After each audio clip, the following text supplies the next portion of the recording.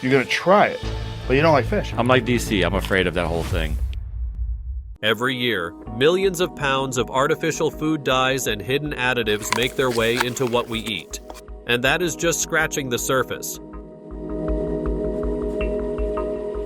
Behind the bright labels and healthy claims are secrets most companies hope you will never find out. The whole food movement, from companies to farmers to consumers, everybody needs to be involved. What if we told you that the orange juice you drink might be laced with pesticides, or that your apple pie contains more than just apples?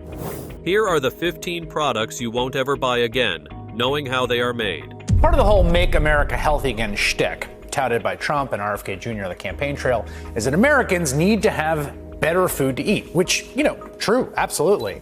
Number 15. Canned tomatoes. You probably think canned tomatoes are harmless. They are cheap, easy, and everywhere. But there is a part of the process that most people don't hear about, and it might make you look at that. Can a little differently. Canned tomatoes are in a lot of kitchens. They go into sauces, soups, stews, pretty much anything. But here's the part that doesn't get much attention. The lining inside those cans is often made with a chemical called BPA. And if you think you can avoid this problem by only buying packages that say BPA free on them, hoo boy, you'd better think again. That stands for bisphenol A. It's used to stop the metal from reacting with the food. It seems useful, but the problem is what BPA can do once it gets into your body. When food sits inside those cans, BPA doesn't just stay put. It can seep into the food, especially when the food is acidic. That's why tomatoes are one of the biggest concerns. They are naturally acidic, so they draw out more of the chemical. And since canned tomatoes sit on shelves for weeks or even months, that gives the BPA plenty of time to mix into the food. Research has linked BPA exposure to different health problems. Some studies point to a possible connection with infertility. Others suggest it might raise the risk of heart disease and diabetes. What's worrying is that BPA is already all over the place. It's not just cans. It is in bottles, plastic containers, and even things like Tupperware. One study from the Centers for Disease Control tested over 2,500 people over the age of 6. Even more sensitive to endocrine disruptors, little kids. The infant in utero, it's been shown that many of these chemicals cross the placenta. BPA showed up in 93% of them. And even when companies say their cans are BPA-free, that is not the end of it. Once people started avoiding BPA, companies switched to something else, BPS, or bisphenol S. But that chemical has health concerns too. It's not exactly a safer choice. It's more like a substitute with similar risks. The good news is you can avoid all this. Fresh tomatoes are easy to find. You can also look for tomatoes packed in glass jars instead. It's a small switch, but it can help you cut down on unwanted chemicals in your food. Number 14. Red candies and jelly beans. Jelly Belly makes 15 billion jelly beans every year. Here's the question: how do they make such realistic flavors? There is a hidden world behind your candy's color and shine, and it involves thousands of insects you have probably never heard of. The bold color of red candies doesn't come from strawberries or cherries. It comes from tiny insects called cochineals. These bugs live on cactus plants in South America. Farmers collect them straight from the cactus pads. After being picked, the bugs are dried out and ground up. It takes around 70,000 of them just to make 1 pound of red dye. That's a lot of bugs for a single ingredient, but it's what gives that bright red look to so many candies you see on store shelves. Now, even if your go-to treat isn't red, there is still a good chance it has insects in it. That smooth, glossy finish on things like jelly beans? That comes from shellac. Shellac is made using another bug, this time from Thailand and India, the female lac bug. The process is kind of wild. The bugs leave behind a waxy layer to protect their babies. That layer hardens on tree branches. Workers go out and scrape the branches, collecting both the wax and the bugs stuck in it. After that, they clean it up, remove any pieces of bark or bugs, and melt it down. What's left is a clean glaze that gets brushed onto candy to make it look perfect and shiny. So yeah, that smooth candy shell or bright red color might look like magic, but there is a whole lot of bug work behind it. It's one of those things most people eat all the time without ever really knowing what went into it. Number 13. Toothpaste. It promises clean teeth and a bright smile, but what's really inside that tube could be disrupting your body from the inside out. A lot of toothpastes you see on store shelves include ingredients that most people don't give a second thought to. One of those ingredients is paraben. A lot of toothpastes now have stannous fluoride in them, like periodontax. But stannous fluoride itself can be dangerous. It is a chemical that is usually added to stop mold and bacteria from growing in products. That means it helps toothpaste last longer on the shelf. However, parabens can be absorbed by the skin or through your mouth. Once inside the body, they start acting like estrogen, which is a natural hormone. That can confuse your hormone system and throw it out of balance. When that happens, it can mess with fertility, cause problems with reproductive development, and may even raise the risk of some cancers.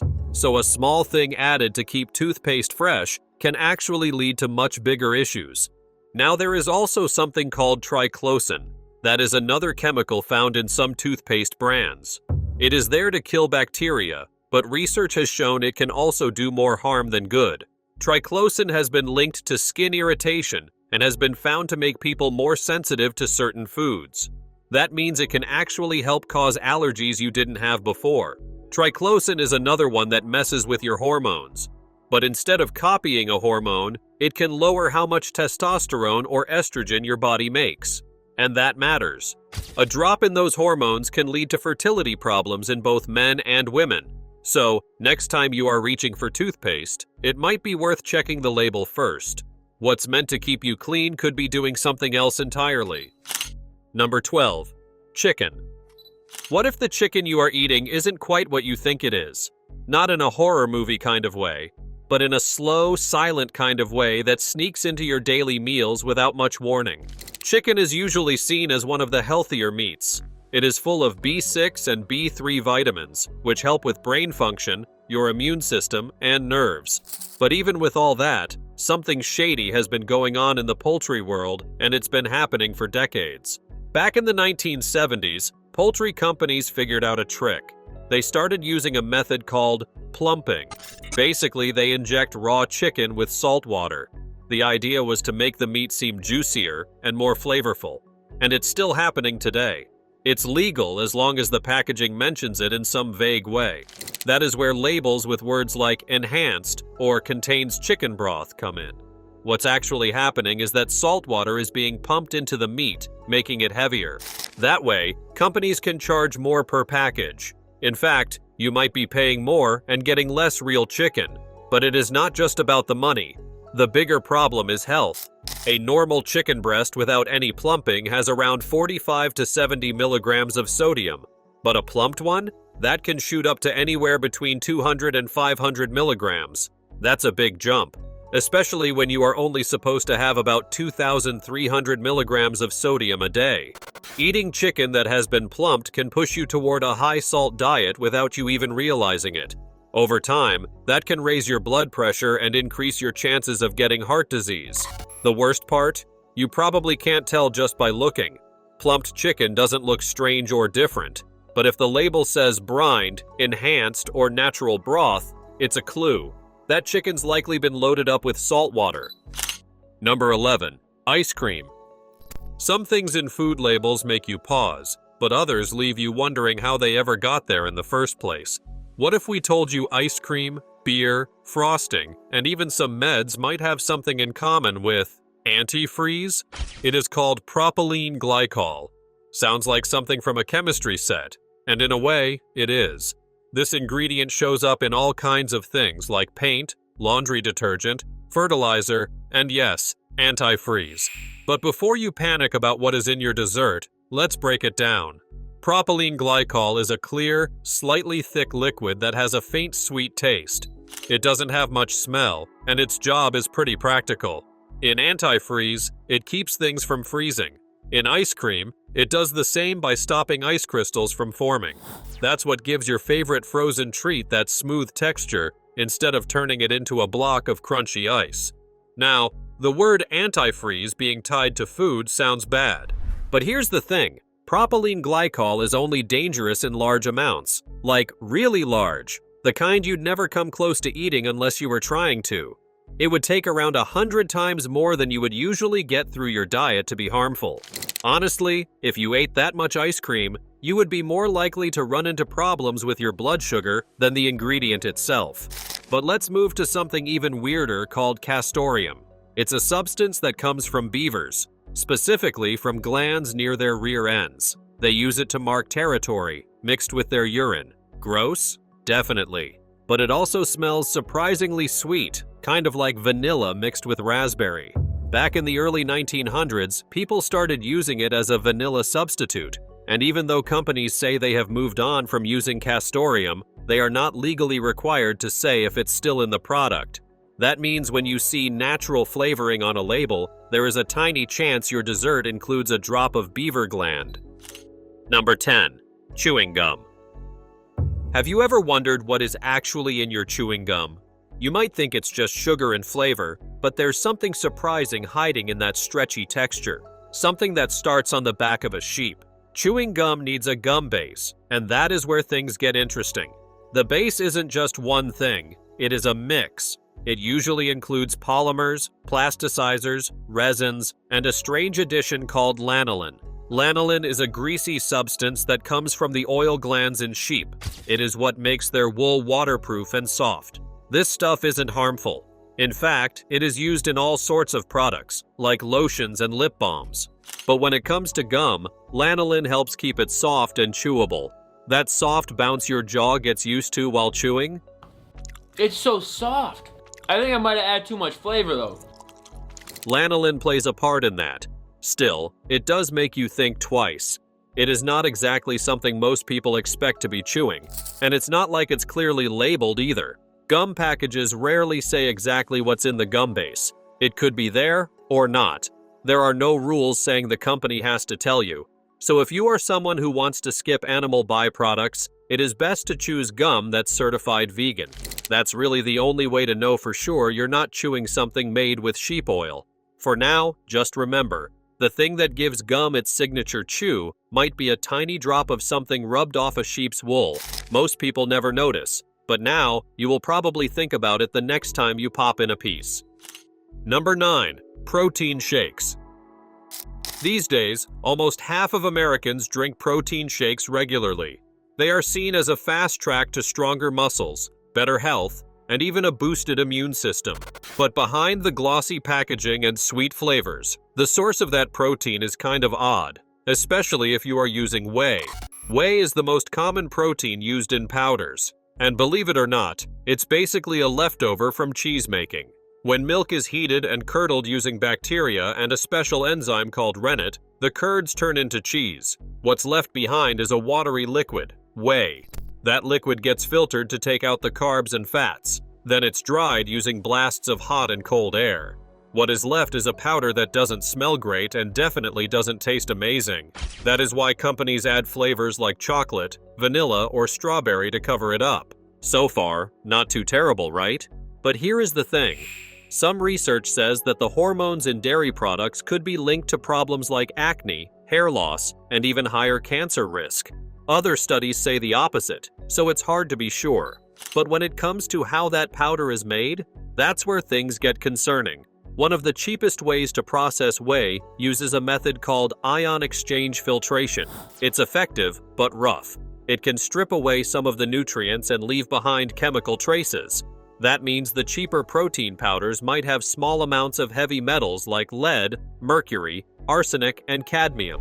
It's not something you would notice right away, but over time, it could do some damage, all from something you thought was just a simple post-workout shake. Number 8. Bacon. You might love the sound of bacon sizzling in the pan.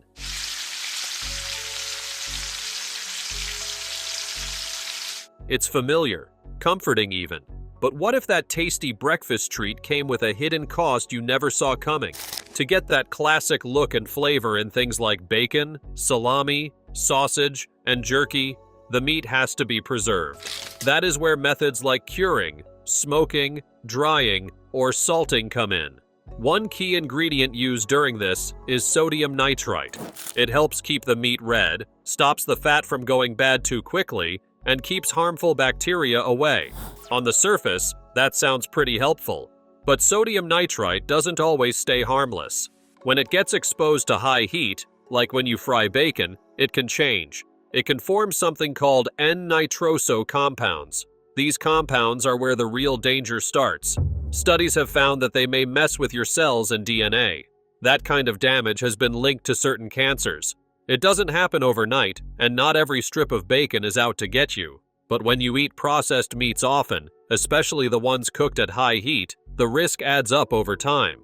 Scientists aren't saying you will drop dead from one sandwich, but they are pointing out that the link between those preserved meats and cancer is something to take seriously. Number 7. Energy drink.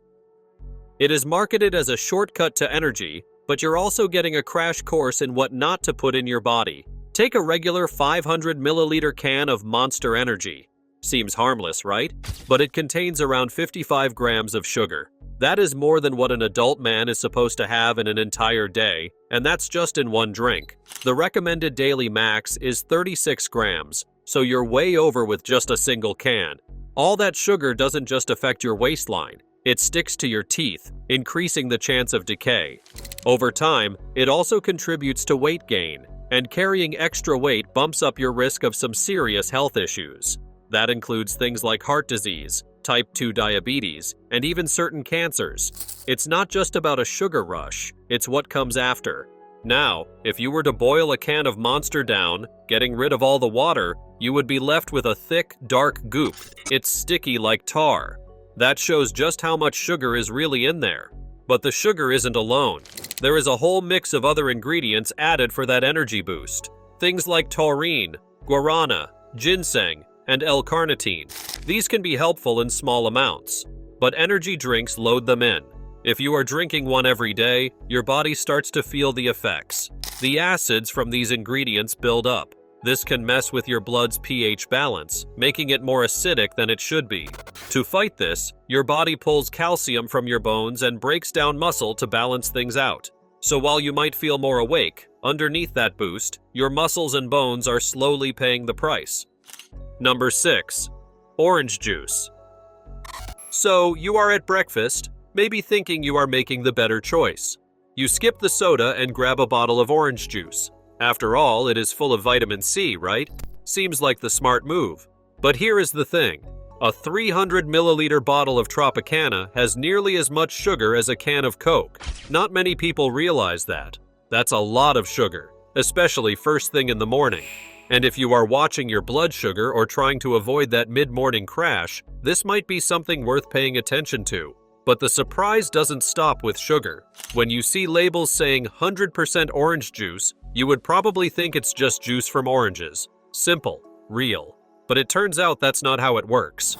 Real orange juice, like the kind you squeeze at home, doesn't last long on shelves. To make it stay fresh longer, companies take the oxygen out of it.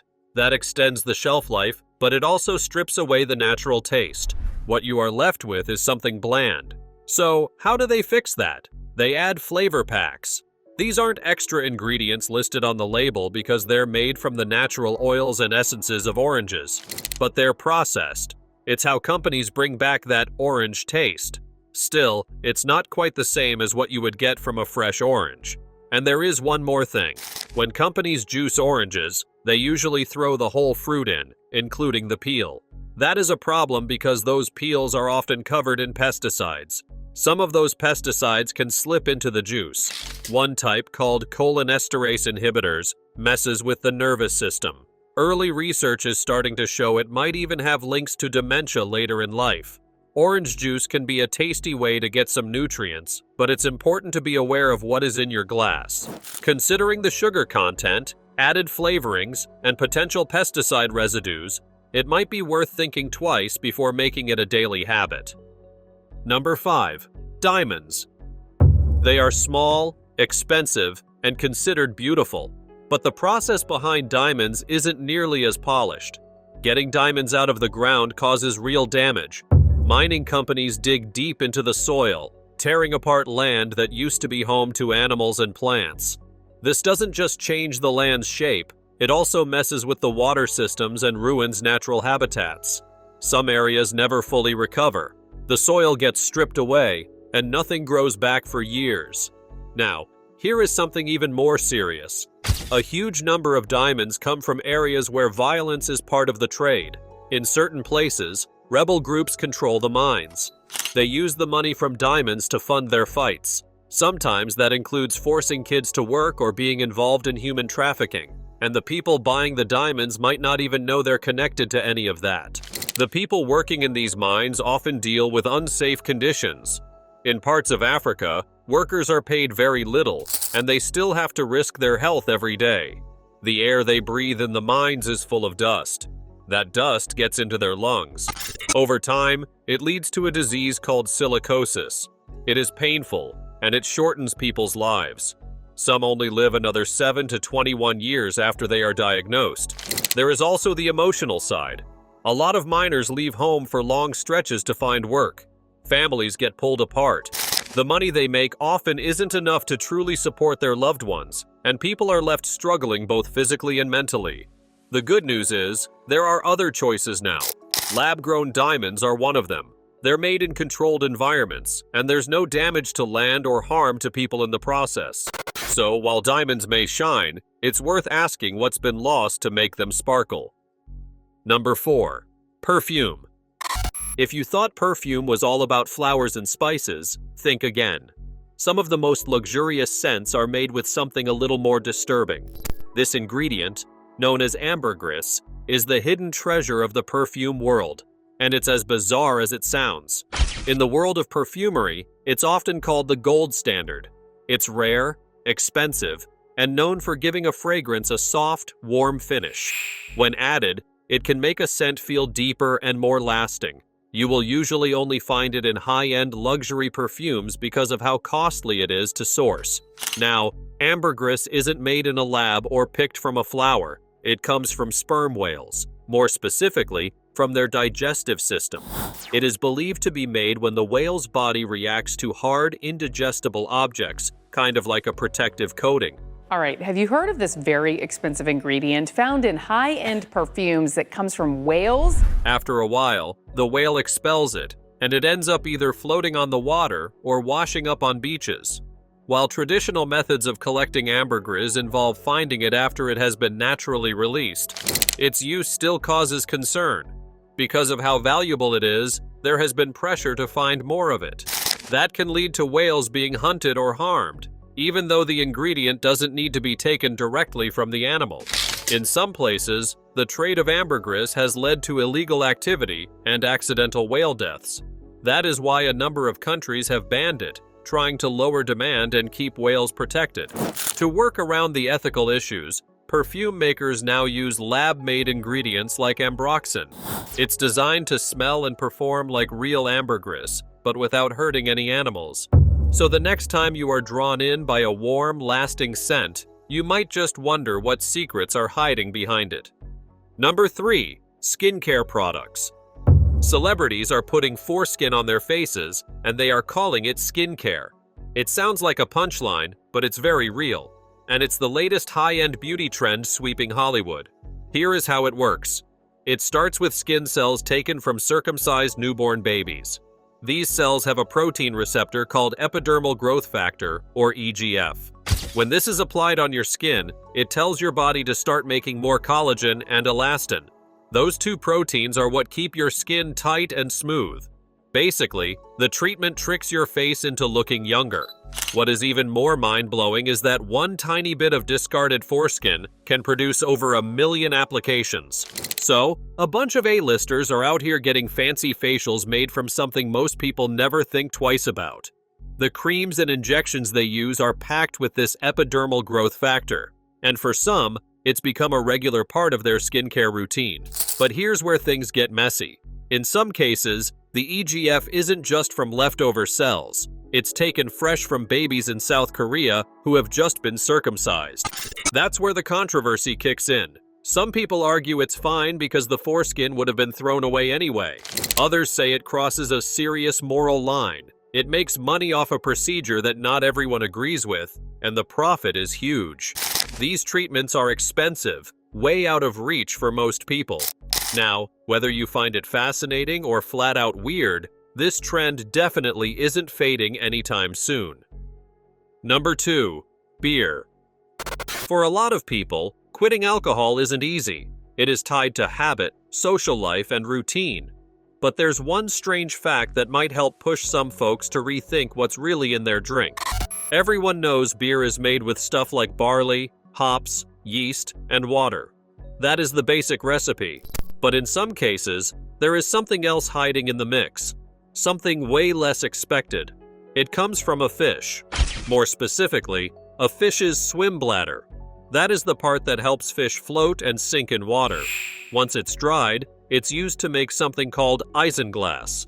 Isinglass looks like gelatin and has been part of brewing since the 1800s. It's not added for flavor. It's used later in the process, right before the beer gets bottled. It helps clear things up, literally. It binds with yeast and protein leftovers floating around and makes them clump together. Then they drop to the bottom. What's left is a clearer, cleaner-looking beer. Even though it's been around for a long time, brewing has changed. Many companies now use vegan-friendly stuff like Irish moss, gelatin, or silica gel. These do the same job without using anything from animals. But some places, especially in the United Kingdom, have stuck with the old way. They still use isinglass in their brewing because it's what they have always done. And it's not just in the United Kingdom. Small breweries in different countries are also using it, sticking to traditional methods. So unless you are checking every label closely, you might be drinking more than you bargained for. Number 1. McDonald's Apple Pie. You know that warm, sweet smell that hits you when you open a McDonald's apple pie? Crispy on the outside, soft in the middle. It is one of those things that feels like a reward after a salty meal. But behind that golden crust, there is something most people have no idea about. Let's just say, what's baked into that flaky dough might make you stop mid-bite. McDonald's adds something called L-cysteine to the pie crust. It's not there for taste. It helps soften the dough, making it easier to mix, and it also helps the pie stay fresh longer. So, what's the catch?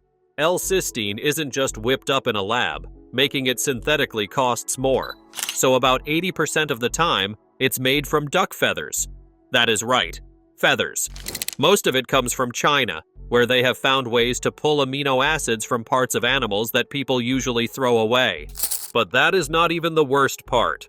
A little over a decade ago, L-cysteine used to come from a source that makes duck feathers seem pretty tame. Until around 2010, a lot of it was actually made using human hair. Hair clippings from salons and barbershops were swept off the floor, bagged up, and processed into this amino acid. It sounds wild, but it really happened. Once made, the product would get shipped around the globe and added to food items. And no, it's not just McDonald's pies. You will also find L-cysteine in frozen pizza crusts, bagels, and even some store-bought breads. So next time you are munching on something soft and fluffy, think about what went into making it feel that way. It might not just be flour and water. Sometimes it is what you don't see or expect that ends up in the mix. Thank you for watching. See you in the next video.